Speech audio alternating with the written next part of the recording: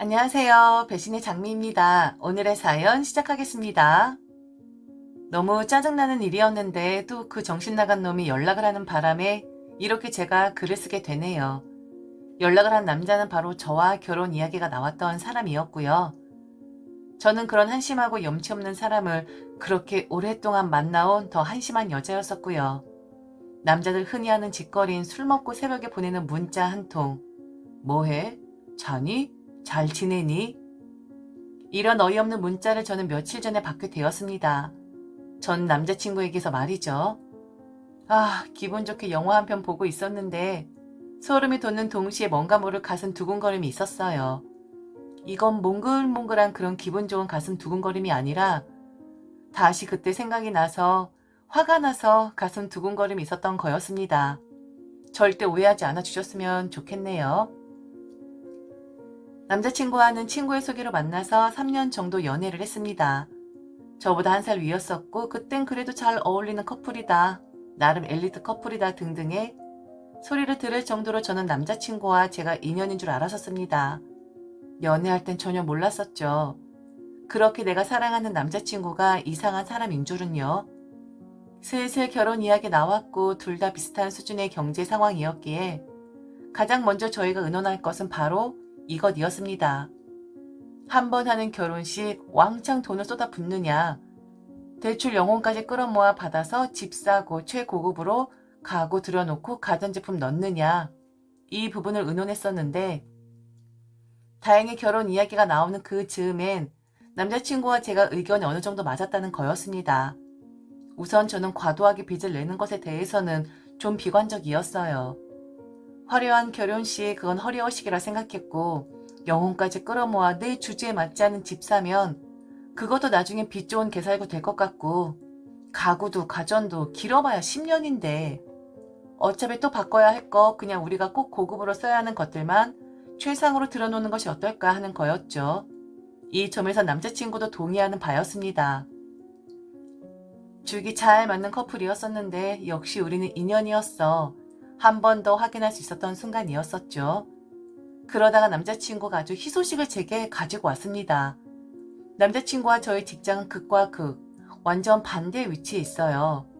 그래서 처음엔 최대한 저를 배려한답시고 제 직장 근처에 전셋집을 구하러 다녔었는데 이건 뭐 영혼이 아니라 영혼을 팔아도 안 되는 그런 수준이더라고요. 워낙 잘 사는 동네라 그런지 몰라도 터무니없는 전셋값에 혀를 내두르게 되더라고요. 그래서 결국 제 직장이 있는 지역이 아니라 중간 지점에 집을 좀 구해볼까 했는데 거기는 영혼을 팔 필요까지는 없었지만 집 자체가 너무 좋지가 않더라고요. 기본 20년은 더 된 집들이 태반이었고 하물며 아파트도 너무 허름하고 이렇게 집 구하기가 힘들어서야 젊은 사람들 도대체 어떻게 결혼하고 살라고 하는 것인지 그 동안은 내 일 아니었으니 관심 없었는데 좀 원망이 되더라고요. 암튼 그렇게 우울하게 영혼을 팔아야겠구나 생각하고 있던 시점에 남자친구가 그러는 겁니다. 예비 시어머니 되실 분의 친구분이 계신데 이분이 예비 시어머니와는 중마고우다.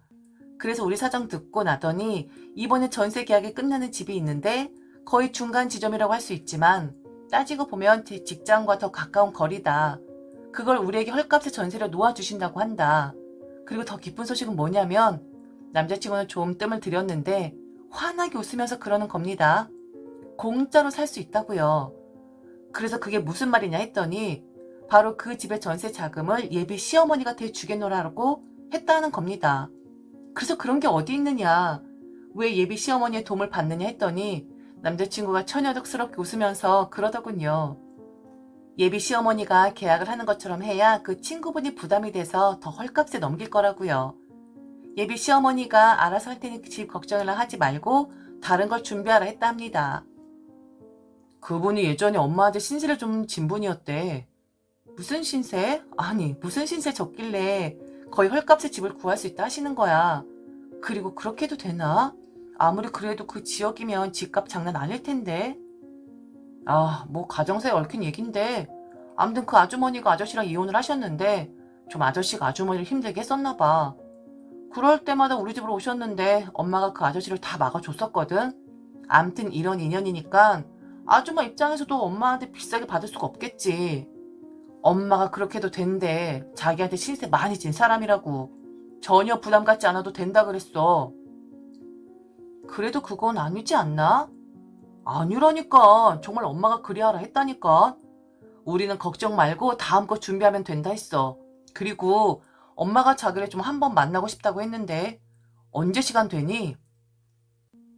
중간 지점이긴 하지만 제 직장과 좀 더 가까운 거리에 있는 그 지역, 집, 어마무시합니다. 그런데 그걸 저희 돈 드리는 것도 아니고 예비 시어머니가 해주신다 하고 하물며 예비 시어머니에게 빚어진 분이 헐값에 주겠다? 여의도 불꽃축제 저리 가라 할 정도로 폭죽 터뜨릴 만한 일이었지요.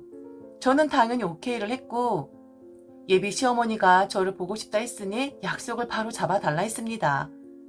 분명 염치 없는 행동이긴 했지만 헐값에 우선은 지낼 집을 구할 수 있게 되었으니 제발 그리 해주십사 부탁을 드릴 참이었고 아양을 좀 떨 참이었거든요. 그런데 그날 예비 시어머니를 만나고 저는 파혼을 결심했습니다. 와, 이것도 생각하니 열이 뻗치네요. 기분 좋게 설레는 마음으로 예비 시어머니를 만났는데 혼자가 아니셨습니다. 남자친구는 1시간 정도 늦어질 것 같다고 미리 연락을 해온 상태라 저 혼자 약속 장소에 나갔는데 암튼 낯선 여성 한 분과 그리고 예비 시어머니 그리고 저 이렇게 셋이서 마주하게 되었는데 딱 감으로 그 낯선 여성분은 집 주인이구나. 예비 시어머니에게 빚을 졌다는 그 지인분이구나. 라는 걸 알 수 있었죠. 예비 시어머니는 그 검은색 가방, 아직도 그 가방 브랜드와 생김새가 잊혀지지가 않습니다. 제 연애와 결혼은 그 가방에서 나온 무언가 때문에 산산조각이 난 케이스였거든요. 아주 콧대 높은 예비 시어머니 같은 포스를 보이면서 제게 쓱 하고 프린트물을 넘기셨는데 파일에 곱게 넣어서라도 주지 좀 꾸깃꾸깃했지만 그 정도는 패스하고 암튼 그 프린트물을 보는데 저는 심장이 두근두근 했습니다. 그건 바로 혼수 리스트 목록이었거든요. 자, 우선은 그 목록 리스트는 다음 이야기를 한 뒤 말씀드릴게요.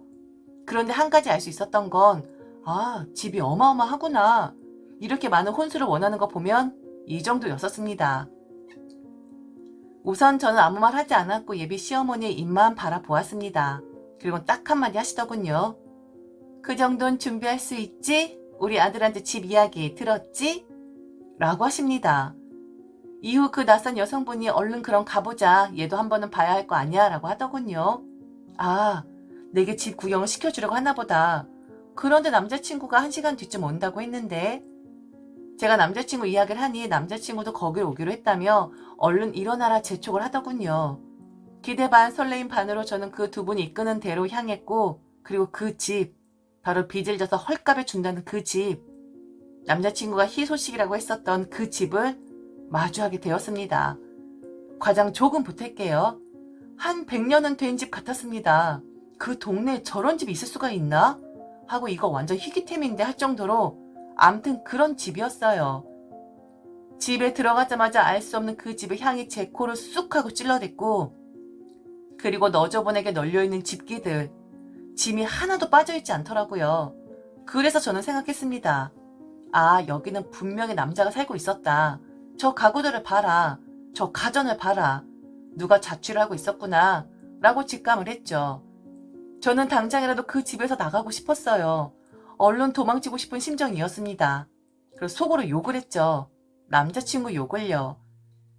이놈은 이걸 알면서도 희소식이라고 한 건가? 아니다. 그게 아닐 거다. 아마도 몰랐을 거다. 알고선 여기서 살겠다라고 말할 리 없다. 라고 저는 그때까지만 해도 남자친구를 굳게 믿고 있었습니다. 한 30분 뒤쯤 드디어 저희 구세주인 남자친구가 그 집에 도착을 했고 저는 남자친구에게 이걸 어째? 라는 신호를 보냈습니다. 그런데 이 사람이 너무 아무렇지 않게 환하게 웃는 거예요. 정신이 나갔나? 이 냄새에 취한 건가? 라는 생각을 할 무렵 예비 시어머니가 그러더군요. 다들 좋아하는 것 같아 다행이네. 왔다. 무슨 소리를 하는 거지? 그리고 저는 순간 아까 카페에서 받은 혼수 리스트 목록을 떠올렸습니다. 아니 그걸 다 사서 여기다 채워 넣으라고? 방이 2개라고 치겠지만 이게 2개인지 1개인지 구분이 안 가는 정도인데 왜 에어컨 1대와 시스템 에어컨 2개가 써져 있는 거였지? 그리고 여기에 75인치 TV를 달라고? 뭐 눈 멀 일 있나? 여기는 75인치가 아니라 지금 내가 가지고 있는 모니터를 가져다 놓아도 될 정도인데? 그리고 김치 냉장고, 냉동고 요즘 아시죠? 각각 다 따로 나오는 거. 그리고 스타일러에 신발 건조기까지. 뭐 혼수 목록이 어마어마했거든요. 인덕션에 오븐에 식기세척기. 아, 이건 거론하고 싶지 않아요. 이걸 다 여기에 넣으라고? 완전 짐을 이고 살겠네. 짐을 상점 모시듯 살라고 하는 건가? 라는 생각이 들더라고요. 그런데 그 혼수 목록이 다른 쓰임새라는 것을 알게 되는 데까지는 오랜 시간이 걸리지 않았습니다. 침대 하나만 들여 그냥 비싼 거 사지 말고, 아니면 아들 지금 네가 쓰고 있는 거 가져가도 되겠다. 신혼이니까 붙어 살 거 아니야. 나머지들은 지금 여기 있는 거 쓰면 돼. 다 있잖아. 좋은 집 아니라는 거 알지만 그래도 여기다가 좋은 거 사놔봤자 가구들 망가진다. 이거 내 친구 아들이 쓰던 것들이야. 처음엔 다 새 거였으니까 중고 산 거라고 오해하지 말고 암튼 여기다. 니들 신혼집이. 저는 멍하게 있을 수밖에 없었는데 그때 그 낯선 여성분이 말을 이어나갔습니다. 우리 아들 이번에 군대 가거든. 그러니까 2년 뒤엔 집 비워줘야 한다. 그리고 고마워할 필요는 없어. 엄마 때문에 공짜로 사는 거니까. 암튼 여기서 알뜰살뜰 잘 모아서 잘 살도록 해. 그리고 나중에 꼭 좋은 집으로 가고. 얼마나 좋아? 결혼하면 요즘 사람도 돈 많이 든다고 하는데 우리 자기들은 그렇지 않잖아. 안 그래? 하면서 깔깔거리며 웃는 겁니다. 그래서 저는 이 혼수 목록은 뭐냐고 물었죠. 기껏 해봤자 정말 크게 써봤자 이 집 평수 보면 20평일 텐데 그럼 이 혼수는 어디에 쓰라고 준 것이냐 했더니 시어머니 집, 즉 시댁에 드릴 가전제품이랍니다. 집 공짜로 사기에 주었으니 자기네 집 가전을 바꿔달라네요. 가구는 양심상 넣지 않았다고 그냥 고마운 마음이 있다면 니들 혼수할 거 시댁의 가전 다 바꿔달라는 말이었어요. 그제서야 이해가 가더라고요. 아, 저는 어쩔 수 없이 무례를 범할 수밖에 없었습니다. 느낌이 이미 남자친구도 아는 것 같았거든요. 저는 그 3명 앞에서 그 지저분한 남자 냄새 나는 그 집 거실에서 아까 카페에서 받은 혼수 목록 리스트를 꺼내 북북 찢었습니다. 다들 놀래기는 저는 남자친구를 향해 그랬습니다. 야, 너는 내가 호구로 보였냐? 아니, 내가 왜 혼수로 니네 집 가전을 싹 다 바꿔줘야 하냐? 나 지금 완전 벙찐 상태거든? 근데 눈치 보내 너도 알고 있었네. 이게 희소식이야? 이런 집안 꼴에 이런 집기를 나보고 쓰라고. 그렇게 하는 게 희소식이냐고. 남자친구는 제가 너무 격앙이 되다 보니 말을 못했는데 예비 시어머니가 나서더군요. 어른 앞에서 뭐 하는 짓이야? 나는 그런 거 다 욕심 없지만 주변 사람들 눈이 있으니까 혹시 니들 책 잡힐까봐 그 정도만 하라고 한 거야. 돈도 얼마 안 들 텐데. 너야말로 너무 꽁으로 결혼하러 드는 거 아니니? 그래요? 주변 사람들 생각해서 욕심도 없는데 그것도 2장씩 빼곡하게 혼수 리스트라고 적어준 거예요? 아, 주변 사람들 눈은 신경 쓰이고 당장 며느리가 돼서 한 가족이 될 사람이 어떤 눈으로 당신들을 볼지는 신경이 안 쓰이나 봐요. 저는 이런 식으로 결혼할 마음 없습니다. 내 혼수를 시댁으로 보내고 누군지도 모를 인간이 쓴 집기들을 쓰면서 결혼생활 시작할 마음 절대로 없다고요. 야, 너 연락하지 마. 알겠지? 이 집 들어온 순간부터 이상하다 생각했었는데 역시나 그 감이 맞았네. 연락하지 마라. 정말 가만 안 둔다. 라고 하고는 저는 바로 나와 버렸습니다. 한참을 걸어 나오는데 왜 그렇게 눈물이 나던지 혹시나 남자친구가 저를 따라올까봐 눈물이 날 시점부터는 전력으로 달리기 시작했습니다. 그날 저녁 남자친구는 저를 찾아왔고요. 만날 생각도 없었고 꼴도 보기 싫더라고요. 그래서 내 부모, 네 부모 얼굴에 먹칠하고 싶지 않다. 그냥 조용히 끝내자. 이게 너와 내가 할 수 있는 각자 부모에 대한 도리다라고 했습니다. 우리 집은 내가 알아서, 니네 집은 네가 알아서 말 안 나오게 잘 마무리하고 2번 다시는 우리 만나는 일 없었으면 좋겠다 하고 그냥 전화를 끊어버렸어요. 그런데 이 사람이 제게 문자를 보내온 겁니다. 제가 소름이 돋겠어요? 안 돋겠어요? 주변에서도 제 이야기 듣더니 파혼이 낫겠다고 하더군요. 차라리 잘된 거라고. 결혼하고 나서 본색 드러냈으면 어쩔 뻔했냐고 하는데 그래 다행이다라는 위안이 들더군요. 이혼보다는 파혼이 낫다라는 말이 있다죠. 파혼이라는 말 자체가 주는 무거움이 있어서 겁이 좀 나긴 했었지만 그런데 생각했던 것과는 다르게 별거 없네요. 제 인생에 걸린 일이라 저는 파혼을 선택했습니다. 만일 제 이야기를 들으시는 분들 중 파혼을 고민하고 계신다면 진지하게 당신 마음 가는 대로 하라 말씀드리고 싶습니다. 당신 인생이니까요. 지금까지 들어줘서 진심으로 감사합니다. 이상 배신의 장미였습니다.